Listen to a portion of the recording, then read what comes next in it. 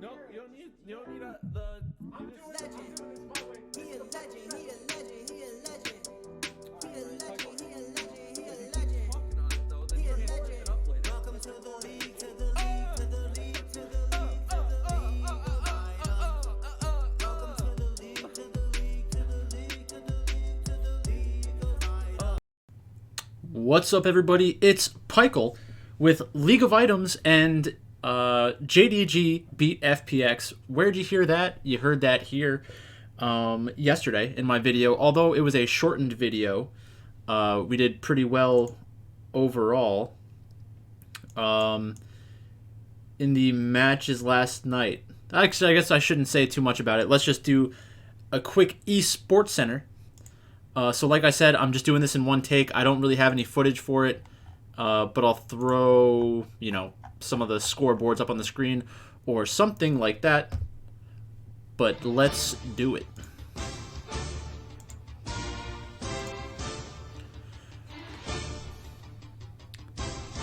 Welcome back to Summoner's Rift for an action-packed Saturday slate. We start in China with LNG and Team World Elite. In Game 1, Tarzan helps WE walk towards the light with a view of his Xin Zhao's behind. Biu Biu was drinking in Ale's Gwen as she shanked him, but he only Kadaya'd twice.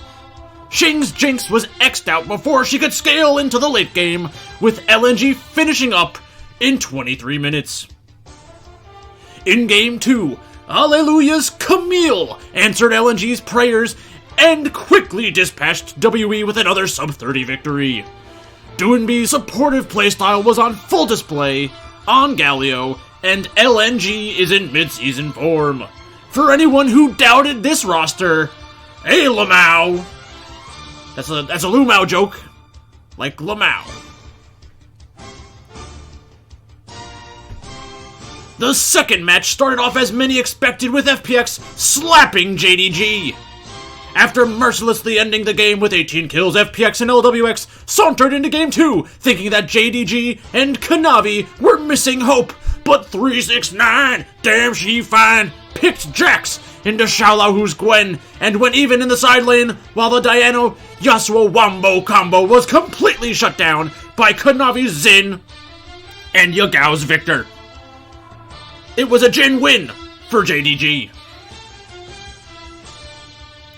In Game 3, Yagao switched over to the other side of the Victor Corki and secured the match with his huge package and 9 kills. FPX fans are in shambles, but everyone who believes in League of Items and Pikel was ready for this legendary upset. GG, JDG! In the final match in China, EDG won their match 2-0 with 18 kills in both games. Every player showcased champions with different playstyles, making the World Champions' victory even more impressive. The bot diff was in full effect, as OMG was snake bit by Viper and Mako. That's all I got. I didn't do Korea. My throat hurts. But that's basically it. So let's go over the results. So yesterday, I picked LNG, and they won. I picked JDG, and they won. I picked EDG, and they won. I picked Damwon Gaming, and they won 2-0. And then I picked Genji, and I don't know if I looked to see if they won, but I'd be shocked if they didn't. They won 2-1. They actually gave up a game. That's very interesting. So let's go through the scoreboards real quick. Like I said, Game 1. So I think that Ale... I don't think that Ale is as good as a lot of other people do. Some people think that he has a chance to be like the best top laner in the world. I think he plays the right champions for it. I just don't think that there's a big talent discrepancy between him and some of the other top laners that I think are better, which is basically what other people are saying. Tarzan, obviously still one of the best junglers. in the world. B, really at his best when he's playing more of a supportive style, roaming to side lanes. Ryze functions somewhat as a utility, but also has a hyperscale late game, even with this new build that he's using with this item, the Fimble Winter. And then in the second game, we had him on Galio. So I think that a lot of the time you're going to see Tarzan on just a meta jungler, B on a supportive mid laner that does have the chance to like roam to side lanes and just create leads that way. Then you'll have Ale hopefully on carry style champions for the most part, and then in the bot lane, Light and Lumao are set up to play Aphelios Jinx like all the time. Which is good. I think that's the way that the game should be played right now. So it's a good thing that LNG are capable of playing that style. For World Elite, I think that you just can't really play them until we get Beishang back, because Beishang is like the best player on their team. I haven't heard any reasons why he's not there. I just know that he is not there. And then in the second match, we had FPX. So FPX beat up on JDG in the first game. It was looking pretty bad. People were kind of tilting already. They didn't believe in the comeback.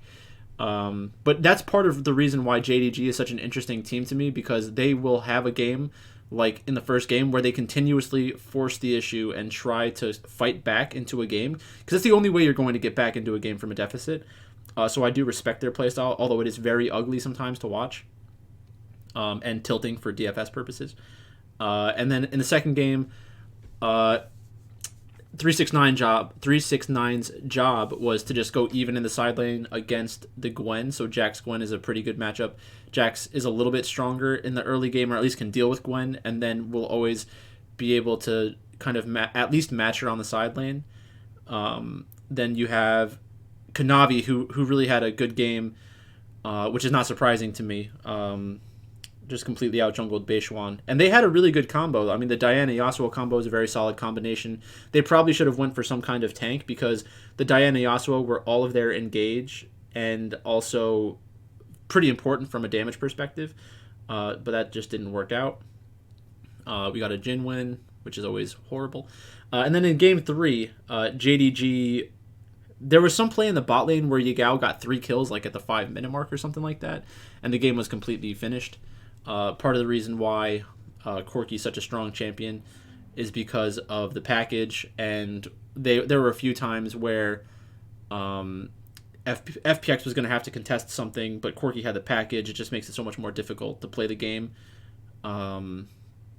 So that's basically that. I was on JDG. A lot of other people were on JDG. I didn't win anything on DraftKings. Yeah. Then in the third match, I didn't watch any of this match. EDG against OMG. I do like OMG. I think that there will be spots to pick them this year against better teams in like an underdog position, but this just wasn't the time for that. Xiaoshang against Shanji. Xiaoshang definitely had the better side of that. Played an Ornn game. But like I mentioned, so like Xiaoshang played the Gwen, which is a carry style champion, played the Ornn, which is more of a tank supportive style champion. Does have good engage, and just allows you to outscale the other team defensively, because they had the Renekton, they had the Rek'Sai. So at some point, it's going to be just Jinx and Victor doing damage, basically. Jai on the Jarvan, so like you're just an engage bot, you're not really supposed to carry the game. On Lee Sin, you have chances to carry the game, but you also bring a lot of other types of utility to the team. Then in mid lane, we had Scout on TF and Syndra, so 2 staple champions for mid laners, but they are fundamentally different. And then we have the Ezreal and Aphelios coming out of Viper. Both are kind of like looking towards the late game. I think Aphelios is just the better champion right now. I know that Aphelios was banned in game 2 or the first game, but that's really the trade I want to see most teams make, because it means that they can be, if it's Jinx for Aphelios, they're going to be competitive throughout the entire game in terms of damage, as long as they don't have a huge gold deficit. And then Mako plays an Enchantress and Thresh, so that's all good there. Let's look at this. So This game was pretty close. The first game, Morgan had some really good plays, but then Damwon just like won one dragon fight and ended the game, which was pretty insane. That really capped their upside from a DraftKings perspective. And then in the second game, it was somewhat similar. It was a much slower paced game. Both teams were like, Damwon was afraid of getting snowballed. They were afraid of Brion snowballing, so they stopped. They didn't really want to contest anything in the early and mid game because they knew that eventually they would outscale. Umti had 6 kills on Lilia. That's pretty funny. I didn't even realize that. But Frederick Brion basically first picked Renekton and then swapped Renekton into the mid lane into Showmaker's Rise, which I think is just a losing matchup. So they were pretty doomed from that perspective. Like, if you're going to first pick Renekton and you know that the other team can play Gragas and then you're going to feel compelled to send it mid, then maybe you shouldn't pick the Renekton. Just a thought. And then in the third match, we had Hanwha Life surprisingly picking up the first game. Okay.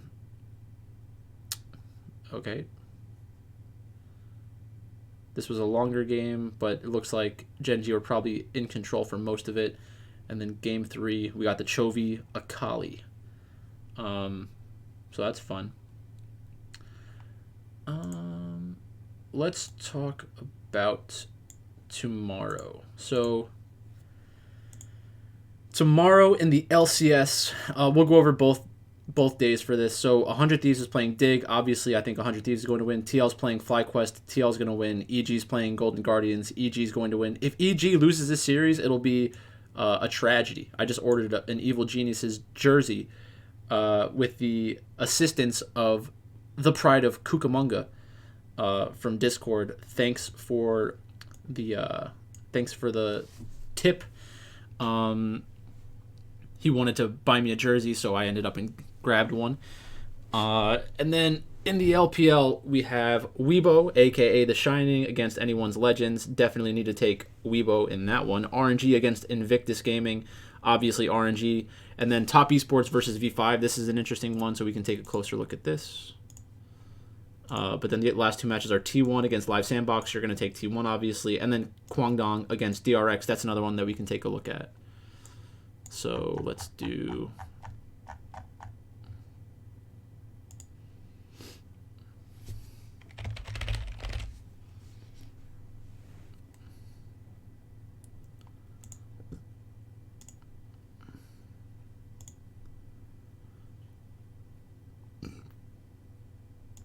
congrats to Gelati for the 10K win. I saw that before. This isn't it. Let's see if they have today's. So this is Brewer IPA. You should probably follow him. I was watching some of the LCS yesterday, and I felt the urge to remind everyone that Immortals is rebuilding around Revenge, who is not good. Okay. So we want this. So Zoom against Rich. Do we think that Rich can beat Zoom in lane?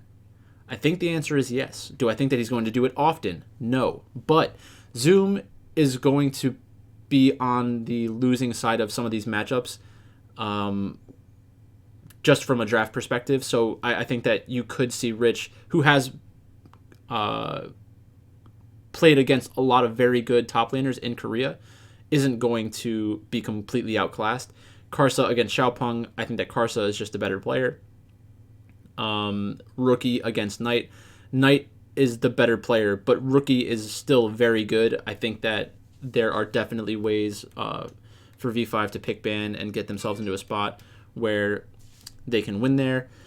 Then we have Fodic and PP God against Jackie Love and Zhuo. I do think that Jackie Love and Zhuo should be thought of as the favorites, but I kind of like V5's chances of pulling off the upset. Top Esports hasn't looked great so far. Maybe that's too much of a square thought process. Maybe it's like, Top Esports hasn't looked that good, but they are the better team, so you should just pick them. So I'd have to think about that a little bit more, but it should be bloody, so you probably want to play both sides of this on DraftKings. Then in the LCK, we have Kwangdong against DRX. So in the top lane, we have Keen against Kingen. Keen is the better player. Piosik against LM. Piosik's the better player. Fate against Zika. I think that Zika is the better player. Fate's no pushover. Teddy and Hoyt against Deft and Beryl. They're both good bot lanes. So I think, just because Kwangdong Freaks has the better record doesn't really mean much in this spot. You're getting DRX at plus 145. I think that you can easily justify taking them at plus 1.5 maps. But I think just an outright bet on them is probably fine too. So that's probably what I would do. And I want DRX to win. I think that's everybody who watches these videos understands that I just like them. So there's that. And then the games from today. XL against SK. I had XL. Mad Lions against Astralis. I had Mad Lions. Rogue against BDS. I had Rogue. So nothing too surprising there. Are they not playing tomorrow? Huh. Okay. Well, that's it for the LEC this week. And that's it for this video. So I don't really have much more to say. I think that there are a lot of huge favorites right now in League of Legends because some teams are playing to actually win games and be competitive, and then other teams are just putting out 5 players. It's really weird. It seems like every region has some of these teams that are just absolutely horrible and aren't going after young talent. The one thing I'd be curious to see, because they were talking about this on the analyst desk, I think yesterday before the LCS started, and they were saying something about how they were happy that CLG was giving some of these players another chance, and like they think that theoretically they could have good upside. And I think there was something in the LCK broadcast desk that they were kind of saying something similar, or maybe it was the LPL. But and this is a genuine question. This isn't a rhetorical question where I think the answer is that there are none. But what player has won a world championship without being thought of as a good player? Like, okay, what player has carried their team to a world championship, or was like the first or second most important player on their team, who brought those teams to a world championship without being thought of as like a highly talented player when they immediately showed up on the scene? Like, you don't get somebody like Contracts and turn them into a world champion. That just doesn't happen. I think that the reason I look at it like that is because you'll see, especially in something like world football, like soccer, Ronaldo and Messi have been 2 of the best players for 15 years or something like that. Like, you get these types of players who are just so good that they're not going to go anywhere. And I think that's what people don't want to admit in something like League of Legends, because you'll probably just feel defeated and like, oh, we'll never be better than them. And that might be just true. Like, you might not be consistently better than some of these players ever. And that's why it's so exciting when these new young players come in, like what Evil Geniuses is doing, because Inspired has been thought of as a good player for his entire career. Danny's been thought of as a good player for their entire career. Jojo Pyun is exciting to watch and has a lot of self-belief. So like, that is the kind of team who, until they prove us otherwise, you can kind of hold out hope that they might be competitive on the international stage. Do I think that they're going to be the best team in the world this year? Maybe not, but probably not. But it's fun to think about, and it at least gives you something to hope for. Like, that's just kind of what I'm getting at. It wasn't the LCK, because they were talking about Fred at Brion as if they were like a really good team, but they've just had some surprisingly good performances so far relative to expectations. And the one caster was like going on about it and saying that right now they're just better than Damwon. It's like, they're not, though. That's not how this works. So I just thought it was pretty funny. But my throat's going insane. So that's all I've got for you today. Thanks for watching, and I'll talk to you later.